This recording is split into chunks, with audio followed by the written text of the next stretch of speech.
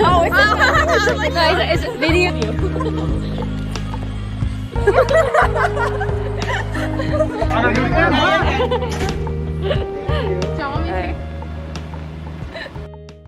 안녕하세요. 저는 전자전기공학부 18학번 4학년 노희주입니다. 저는 2020학년 2학기에 미국 텍사스에 있는 UT 어스틴으로 교환학생을 한 학기 동안 다녀왔고 전공은 Electrical and Computer Engineering으로 다녀왔습니다. 교환학생을 가게 된 계기는 제가 이제 입학 전부터 로망이 좀 크게 있었던 것 같아요. 그래서 꼭 가야겠다라는 마음으로 이제 학교를 다니고 있었고 교환학생 설명회를 갔다가 좀 더 구체적으로 가고자 하는 마음을 갖게 되었습니다. 학교 선정을 굳이 이제 UT 어스틴으로 하게 된 계기는 우선 저는 영미권 학교를 꼭 가고 싶었고요. 아무래도 영어 말고 다른 나라 언어를 할 수 있는 게 없어서 영미권 대학으로 가고 싶었고 UT가 이제 제가 가는 전공 분야적으로 되게 유명한 학교이기 때문에 학업적인 면에서도 많이 얻을 수 있을 거라고 생각을 해서 UT 어스틴으로 선택해서 다녀오게 되었습니다.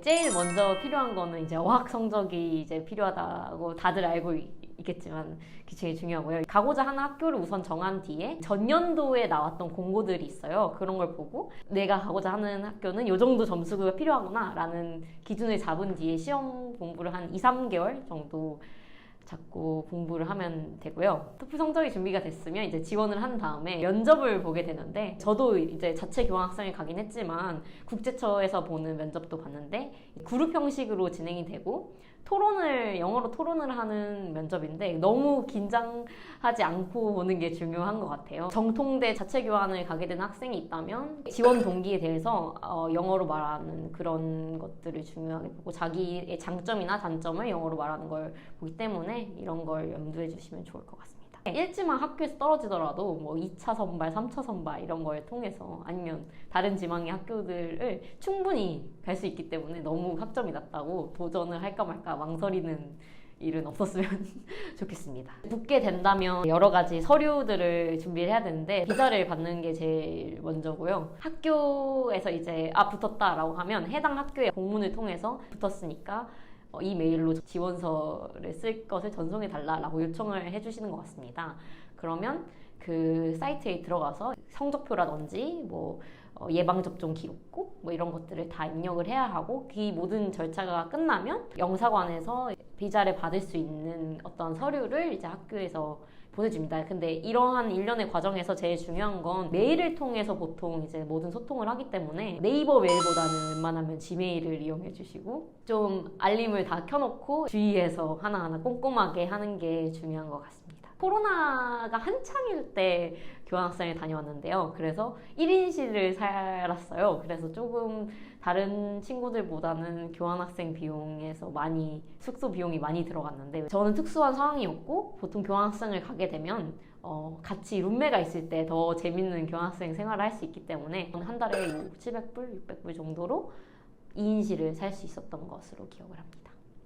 제일 기억에 남았던 일은 같이 기숙사에 살던 외국인 친구들과 캠핑을 가게 되었는데요. 미국은 진짜 산골이라고 하면 정말 통신이 하나도 안 터지고 고립된 곳이기 때문에 진짜 온전히 핸드폰도 안 쓰고 한 2박 3일을 친구들하고 얘기하고 밤에 별 보고 맛있는 거 먹고 이렇게 지낸 것 같아요. 저희가 도심 속에서만 자라와서 이런 게 처음이라서 그런지 너무 기억에 남았고 두 번째는 제가 이제 실험 수업을 이제 교환학생을 가서 들었는데 제가 사용해보지 않은 툴을 가지고 실험을 하다 보니까 좀 많이 어려웠던 것 같아요. 그래서 막 혼자 엄청 낑낑대고 그리고 온라인 수업이다 보니까 수업에서 친구를 사귀는 게 좀 아무래도 이제 어렵기도 하고 그래서 진짜 혼자 끙끙 앓다가 용기를 내서 질문 플랫폼 같은 게 있어요. 파이에짜라고. 근데 거기에 랩 파트너를 구합니다 이런 공고를 제가 직접 올려가지고 한 친구가 연락이 와서 그 친구와 함께 그 남은 학기 동안 같이 실험을 진행하게 된 적이 있었는데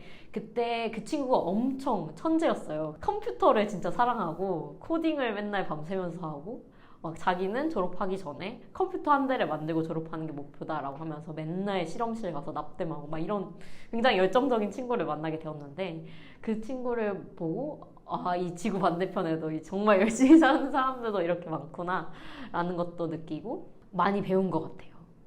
잘 살고 있는지 궁금하네요.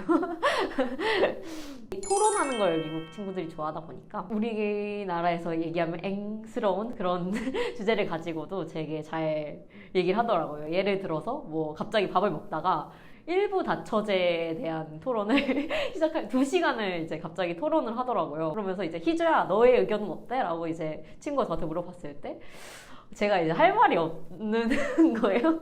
그래서 나도 이런 사회적인 문제나 뭐 이런 것들에 대해서 생각을 길러야겠다 라는 것도 느끼고 이 생각을 가지고 이렇게 표현하는 게 얼마나 중요한 건지를 배우게 되었던 것 같아요. 두 번째로는 새로운 도전을 함에 있어서 두려움이 많이 사라진 것 같아요.